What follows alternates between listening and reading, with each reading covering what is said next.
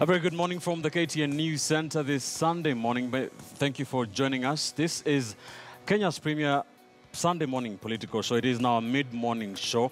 Rather than coming to you every Sunday morning from 10 a.m. to 12 noon, we shall be coming on air to discuss the biggest political stories of the week from 11 a.m. to 1 p.m.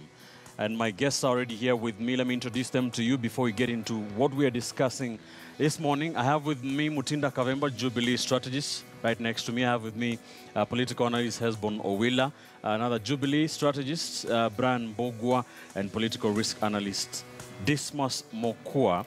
For the next 2 hours or so, we shall be getting into the big political stories this week. Of course, the biggest story is the Independent Electoral and Boundaries Commission as they continue to prepare for the presidential election repeat on the 17th day of October 2017, exactly 36 days from today. They have been facing all kinds of pressure from both sides of the political divide.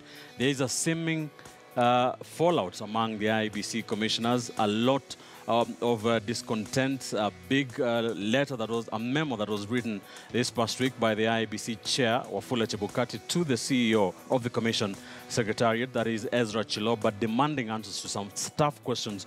We'll get into that. We'll also get into the campaign trail, both sides of the political divide, hitting the campaign trail to continue campaigning ahead of that presidential election rerun. But first, let's take a look at what's making headlines in the newspapers this morning, looking at the Sunday Standard and the Daily Nation. We'll get into some of those stories. And one of those stories that has been big this past week, very quickly, has been some defections that Kenyans have seen, political defections. The biggest one, arguably, Isaac Ruto, former governor of Bomet, declaring his support for President Uhuru Kenyatta in this campaigns for that presidential election rerun. Let's listen into that. Tumekuja kuunga nyinyi mkono, tupigie nyinyi kura pamoja tarehe 17 muendelee na jukumu la kuongoza taifa la Kenya.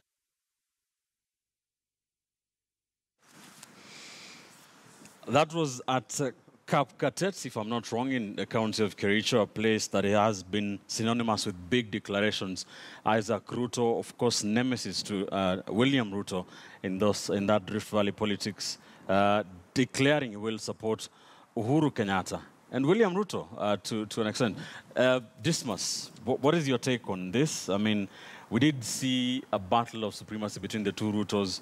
Ruto, Isaac, of course, did lose to Joyce Laboso in that gubernatorial race of Bomet. Did he have a choice? Or for political survival, he had to support Uhuru? You recall in the past we were praised the former governor Isaac Ruto for being a man of his own convictions.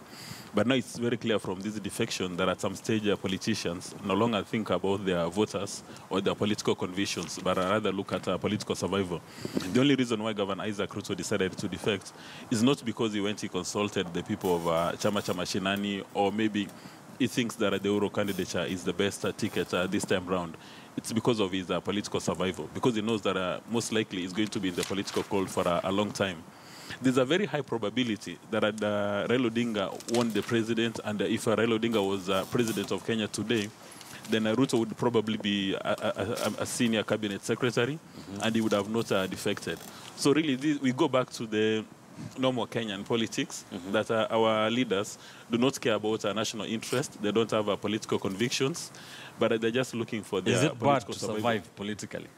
Well, in mature democracies, you're supposed to have a political philosophy which guides you on how you're going to do business, and you stick with it, whether you've won a seat, whether you've lost a seat, whether your party is in power, whether your party is not in power. Maybe we can go to Mombasa and look at Hassan Omar, who was not able to beat Governor Joe, and he's decided that he's not filing a petition. He's resigned as a Secretary General for Wiper, and he said he's going to pursue his private interest, at least for the next 5 years. Right. And there are very high chances that he's going to join the civil society to go on as a public intellectual. Now, that's the kind of politician that you need. You do not need to be in the mainstream elective politics for you to serve the nation. You can serve the nation in many capacities. For Hassan Omar, having been beaten having failed to beat Governor Joe, he had a strong position as the Secretary General of Wiper. He would have stuck in that position and, go on influencing and campaign for Raila Odinga and hope that if Raila Odinga wins, then he would be a key member in the NASA politics. Right. But because he's a man of conviction, he's decided that I'm going to quit the active political space and pursue his interests, whether they're going to be business, whether they're going to be private sector. And those are the kind of politicians who are in a shortage. But we need many more politicians in the level of Hassan Omar. All right. Brian, is this bagging Isaac Ruto a win for Jubilee, or are you opposed to that political survival as well? Of course, we want to consolidate our base, and as you can see, Rift Valley is already solid. And whatever Isaac Ruto did is whatever any reasonable Kenya will do. He will look at the realistic chances. Who has the realistic chances of winning? Makui was a NASA principal. And if indeed he thought NASA could have won the election and will win the 17th, will have remained in NASA. Even for political survival, you go to the party in government. So if Isaac NASA will not win, and back home also, his people are telling him, you made a wrong move, please correct your move. I want to disagree with Dismas because in politics, when you enter elective politics, you want to win. And you'll do whatever it takes for you to get that seat. It's very difficult to work from without. It's very easy to work from within when you have a platform. Right now, when Governor Isaac calls a press conference, less journalists will go, unlike when he had a seat. So when you are in elective politics, you have a bigger platform than this one. Ben, let me just talk about when he says that you have to win your seat at whatever cost. Kenya is trying to grow as a democracy, and let's use the best practice like in the US or in the UK. Today, Donald Trump is the president of the US. You've not seen Democrats, including the Clintons, moving to become Republicans simply because they want to stay in office. No. They've got their ideals they are fighting for as Democrats. They've got the ideals they are fighting for as Republicans. So that if a Republican becomes president, you don't see Democrats trooping like sheep to a particular party. Right. You remain true to your convictions. So in this country, they use the terms listening to what your people want. Yes. It's listening to your stomach. It's no, your people. Hesbon, what do you think? I think in this country, there is something that keeps on coming back to reaffirm its position in our political discourse. The fact that ethnicity is bigger than we think, that even if you're a big politician, whatever conviction you have, you'll have to be sucked into the tribal cocoon. And that is basically what is happening. And you realize that a lot of our politicians don't stand for anything. And when you don't stand for anything, you can go whichever way where your stomach will be satisfied. But I think for me, the bigger picture is what exactly is Isaac Ruto taking back to Jubilee, for instance? Ask yourself, how many votes did he garner, as a principal and brought to the table? I mean, insignificant numbers. So in terms of political clout, in terms of numbers, he's adding very little to the Jubilee cause.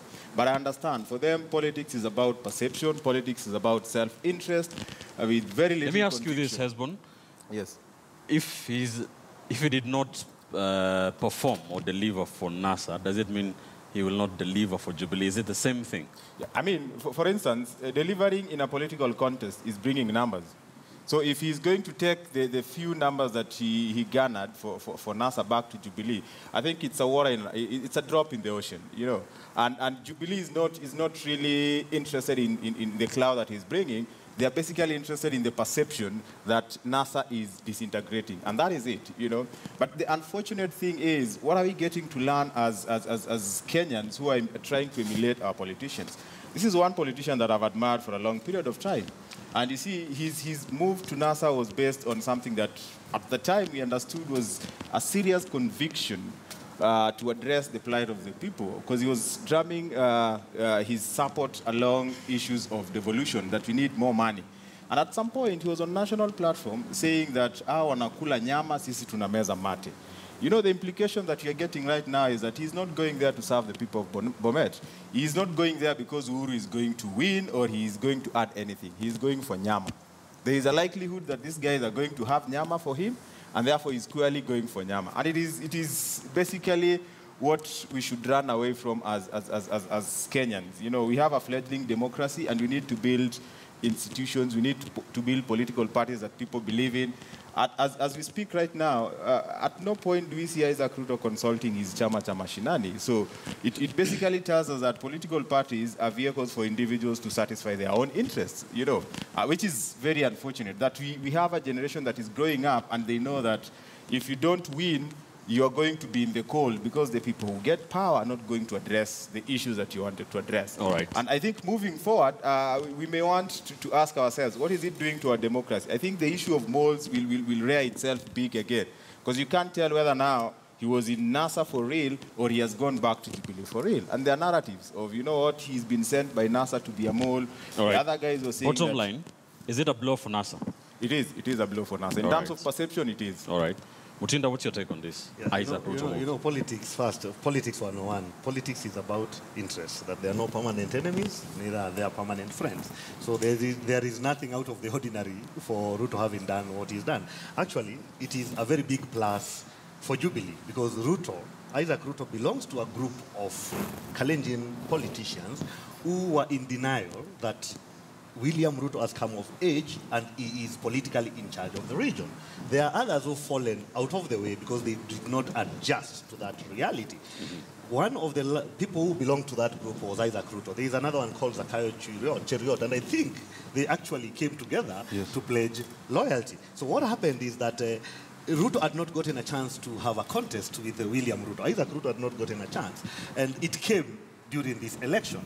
And the truth of the matter is that he's quite a pragmatic politician. He lost the contest. So instead of him having his ego so big than his political ambitions, he decided, unlike those other politicians whom I don't want to name, but who are big people in Kalenjin land and who had to just keep off because of the strength that William Ruto had attained politically, Ruto decided that he is going to be pragmatic.